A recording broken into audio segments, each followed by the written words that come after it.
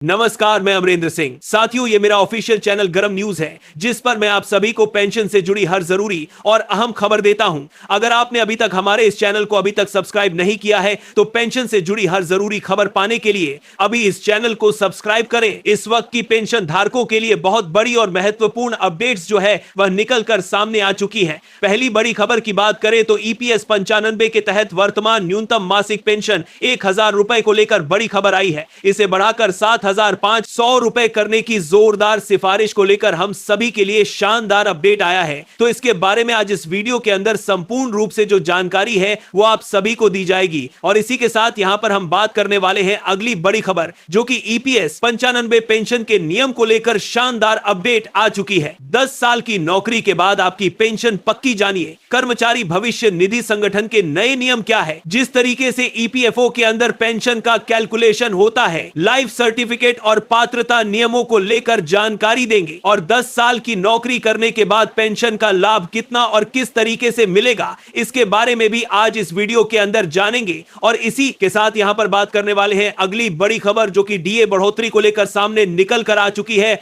सरकारी कर्मचारी और पेंशनर्स का 20% बढ़ गया है महंगाई भत्ता। बंगाल में सैलरी पेंशन कितनी बढ़ जाएगी, आप सभी के लिए इसको लेकर आ चुका है शानदार अपडेट। तो इसकी भी चर्चा दोस्तों आज की इस वीडियो के अंदर करेंगे, इसलिए आप सभी से निवेदन करते हैं कि दोस्तों आज की इस वीडियो को आप शुरुआत से लगाकर लास्ट तक, एंड तक पूरा जरूर देखिएगा। और इसी के साथ हमारे चैनल पर नए हैं तो चैनल को सब्सक्राइब कर दीजिएगा और इस वीडियो को लाइक करके अपने पेंशन धारक मित्र, दोस्तों और फैमिली मेंबर्स के अंदर भी शेयर जरूर कर दीजिएगा, ताकि वो भी पेंशन और पेंशन धारकों से जुड़ी हर बड़ी खबर सही, सटीक और तथ्यों पर आधारित, बिना किसी देरी के सबसे जंद्रा भी बराता दीजिएगा। पहले इस वीडियो और चैनल के माध्यम से जान पाए तो सबसे पहले हम बात करेंगे कर्मचारी पेंशन योजना यानी कि ईपीएस 95 के तहत 1000 रुपए से 7500 रुपए की पेंशन बढ़ोतरी की जोरदार सिफारिश को लेकर आई बड़ी खबर के बारे में। जी हां दोस्तों, कर्मचारी पेंशन योजना के तहत वर्तमान में न्यूनतम मासिक पेंशन 1000 रुपए ही है।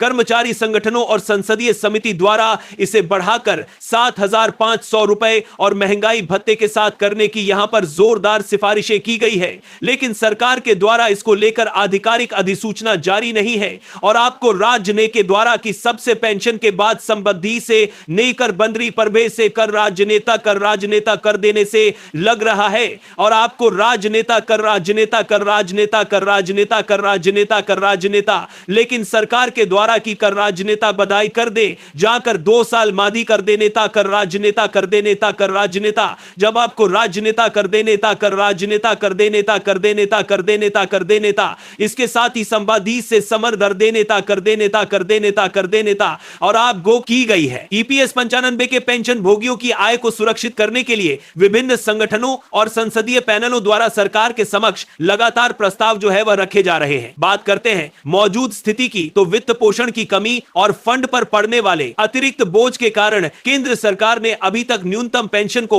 7500 रुपए करने की मंजूरी नहीं दी है और यह राशि अभी भी 1000 रुपए प्रति माह पर बनी हुई है। लेकिन प्रस्तावित मांगों को लेकर अगर यहां पर हम बात करें तो कर्मचारी संगठन से 1000 रुपए करने की मंजूरी कर 7500 रुपए करने की मंजूरी नहीं दी है। तो अभी तक न्यूनतम पेंशन को कर्मचारी संगठन से अभी तक न्यूनतम पेंशन को 7500 रुपए करने की मंजूरी नहीं दी है। तो कर्मचारी संगठन से 1000 रुपए करने की मंजूरी करने की बने राशि 1000 रुपए करने की मंजूरी करने की मंजूरी करने की मंजूरी करने की मंजूरी करने की मंजूरी करने की मंजूरी करने की मंजूरी करने की मंजूरी करने की मंजूरी करने की मंजूरी करने की मंजूरी करने की मंजूरी करने की मंजूरी करने की मंजूरी करने की मंजूरी करने की मंजूरी करने की मंजूरी करने की मंजूरी कर द्वारा 7500 रुपए के साथ महंगाई भत्ता यानी कि डीए को भी जोड़ने की निरंतर जो मांग है वह यहां पर की जा रही है। कुछ चर्चाओं में इसे बढ़ाकर 7500 रुपए या इससे भी अधिक करने पर जो विचार होने की बात है वह आप सभी के लिए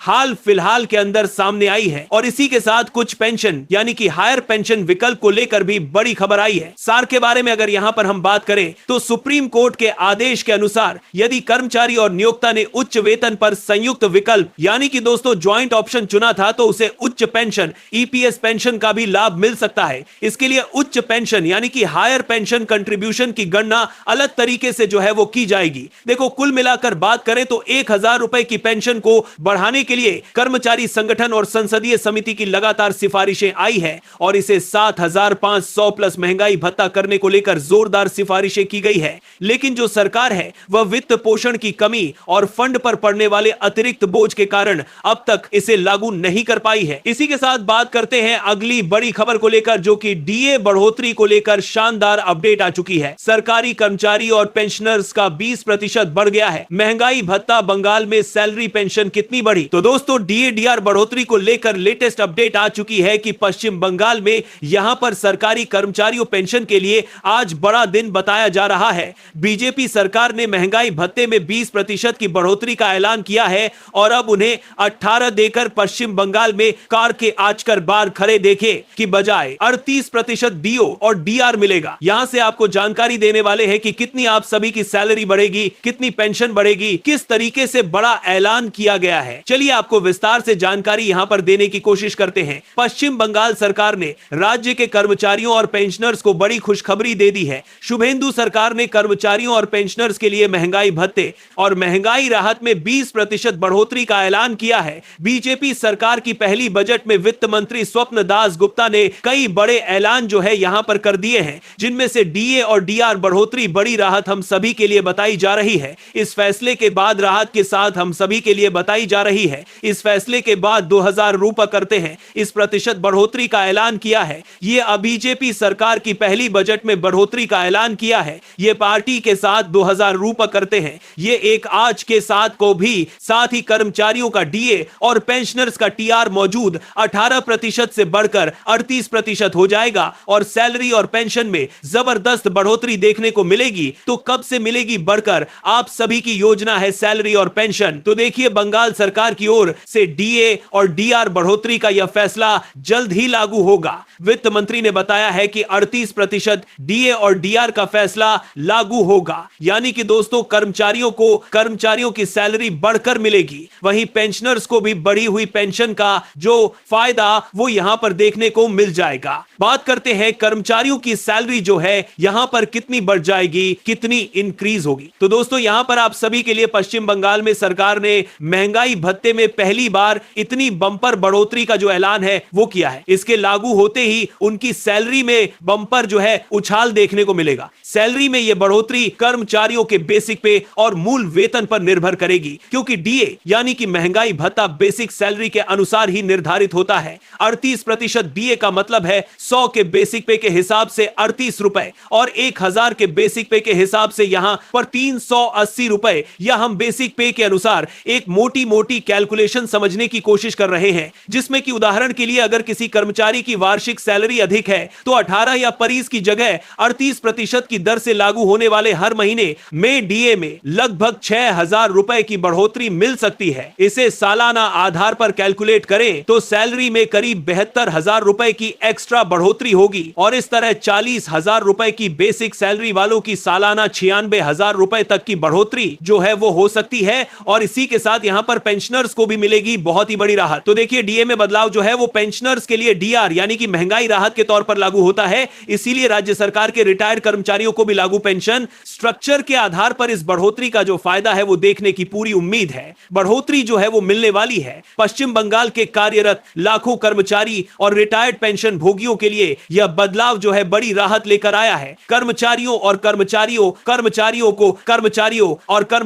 को देखने की पूरी उम्मीद है। पेंशनर्स की आय में अच्छी खासी बढ़ोतरी होने की जो उम्मीद है वो जताई जा रही है। वहीं इसके साथ बात करते हैं अगली बड़ी खबर को लेकर। तो ईपीएस 95 पेंशन रूल्स को लेकर बड़ी खबर है। 10 साल की नौकरी के बाद पेंशन पक्की, जानिए ईपीएफओ के नए नियम। तो दोस्तों आखिरकार इस रूल्स के तहत 10 साल की नौकरी पूरी करने वालों को पेंशन का लाभ कैसे मिलता है? आखिरकार ईपीएफओ पेंशन का कैलकुलेशन, लाइफ सर्टिफिकेट और पात्रता नियमों को चलिए यहां पर विस्तार से जानते हैं। देखिए भारत में नौकरी पेशा लोगों के लिए रिटायरमेंट के बाद आर्थिक सुरक्षा का सबसे बड़ा विषय बना हुआ है। निजी क्षेत्र में काम करने वाले करोड़ों कर्मचारियों के लिए ईपीएस 95 एक महत्वपूर्ण योजना चला रहा है और ईपीएस 95 रूल्स को लेकर लोगों में रुचि बढ़ रही है। खासकर वे कर्मचारी जो 10 वर्ष या उससे अधिक की सेवा पूरी कर चुके हैं, वे जानना चाहते हैं कि उनकी पेंशन कितनी मिलेगी और कैसे मिलेगी। अगर आप भी ईपीएफओ के सदस्य और भविष्य में पेंशन का लाभ लेना चाहते हैं तो यह जानकारी आपके लिए बहुत खास है। देखिए ईपीएफ अधिनियम के अंतर्गत जो संस्थाओं में कार्यरत करते हैं जो इससे पास से संस्थाओं के बाद को जानकारी को नहीं है, योजना का सबसे बड़ा जो लाभ उठाएंगे उसमें भी यहां पर जो है उसको जानना चाहिए कि ईपीएफओ समय समय पर अपनी योजनाओं में बदलाव जो है वह करता रहता है। ईपीएफओ ने डिजिटल सेवाओं को